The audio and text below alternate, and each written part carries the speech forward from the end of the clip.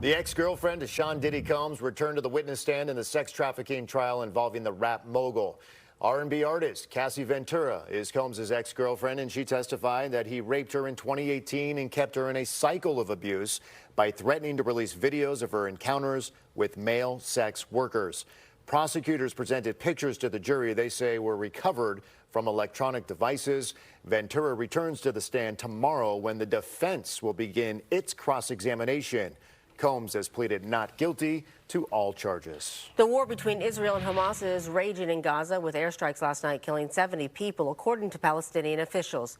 Humanitarian conditions across the Gaza Strip are worsening as Israel is maintaining its blockade, keeping relief supplies from entering. The Palestinian ambassador to the United Nations is calling the blockade torture, saying more than 2 million people are at risk of starvation.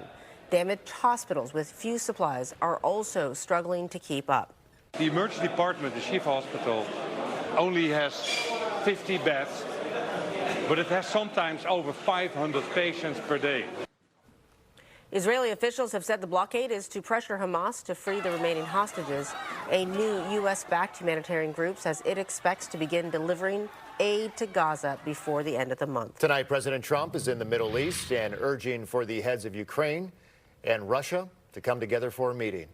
Ukrainian President Vladimir Zelensky says he will be waiting for Russian President Vladimir Putin in Turkey this week, although President Putin has not said whether he would attend.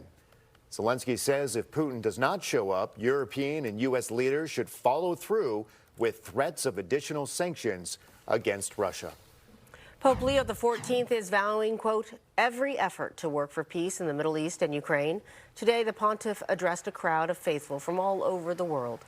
He acknowledged many Eastern Rite Catholics have been forced to flee their homelands because of war, persecution, instability, and poverty. Pope Leo also spoke about Christians from the Middle East, particularly Iraq and Syria, who've been displaced by extremist violence. He praised Christians who continue practicing their faith, even in regions where they're persecuted minorities, and urged them to keep going. Still to come, a single mom from the Bay Area overcoming obstacles for a full circle moment. What inspired her to choose a career in nursing and why her son is now doing the same very job.